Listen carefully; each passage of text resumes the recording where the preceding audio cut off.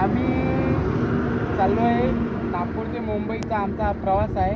आम्ही लोकांपर्यंत हाच संदेश पोहोचत आहे की तुम्ही भगतसिंगांची जी विचारधारा आहे ते तुमच्या मनामध्ये रुजवल्या पाहिजे आणि भगतसिंगांचे आत्मविचार आपल्या बुद्धीमध्ये आपल्या क्षमतेपर्यंत जोपर्यंत आपल्याला भगतसिंगांचे विचार आणि त्यांची विचारसरणी जोपर्यंत पटणार नाही तोपर्यंत आपण इथेच राहणार आहोत, नाही का.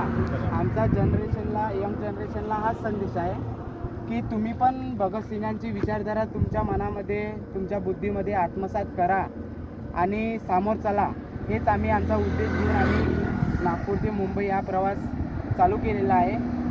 धन्यवाद. भगतसिंगांनी आपल्या देशासाठी भरपूर योगदान दिलेलं आहे, परंतु आजच्या पिढीला या गोष्टी त्यांना माहिती नाही. आणि राजकारणामध्येही कुठे शहीद भगतसिंगांचं यांचं नाव घेत नाही.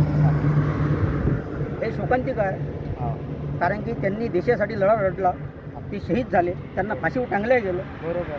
परंतु आज हे लोक त्या विचारसरणीला विसरले. पण आपण जो हा लढा उभारला आणि घेतली, ते मला कुठल्याही जवानांना किंवा समाजांना संदेश द्यायचा की भगतसिंग होते कोण. कारण की भगतसिंगाला तुम्ही सांगता भगतसिंग होते, मला माहिती असेल समजा थोडीशी, पण आपल्या जवान मुलांना माहिती आहे का? आता माझा मुलगा एवढा असेल 10-18 वर्षाचा, समजा 10 वर्षाचा, 12 वर्षाचा, त्याला माहिती आहे का?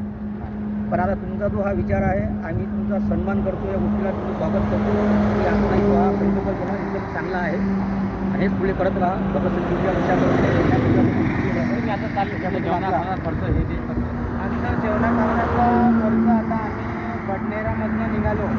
तिथे निखिल विल्लेकर नावांचा एक माझ्या अशोक मामांचा मित्र आहे. त्यांनी आमची खूप प्रकारे असे चांगल्या प्रकारे सुविधा केली, राहण्याची व्यवस्था, जेवण वगैरे.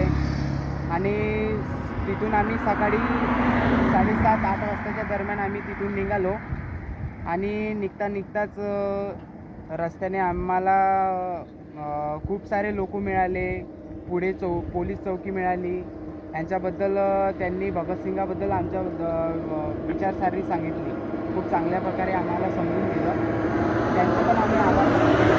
आमचे मूर्तीचे अशोक मामा आहे माझे, मुन्ने सर, माउंट एव्हरेस्ट चढलेले आहे. त्यांनीसुद्धा आम्हाला खूप काही सपोर्ट केला. आणि ह्या रस्त्यांनी आम्हाला इतके चांगले लोक मिळाले की त्यांचा खूप काही सपोर्ट मिळाला. एका ठिकाणी आम्हाला हॉटेलमध्ये जेवण करायला नेलं त्यांनी. आणि भगतसिंगांचे विचारसुद्धा सांगितले, चांगल्या प्रकारे मार्गदर्शन करतात. खूप चांगला आमचा हा प्रवास चाललेला आहे. आपण चालले हॅपी जनरी. आणि आमची तुम्हाला शुभेच्छा आहे. आणि मी तर म्हणतो आमच्या पुऱ्या महाराष्ट्रातर्फे तुम्हाला शुभेच्छा आहे की आपण मुंबईला पोहोचावं आणि सर्व सामाजिक संघटनांनी आपला कुठंतरी आपला स्वागत करावं, सत्कार करावं. हीच ईश्वरची धन्यवाद.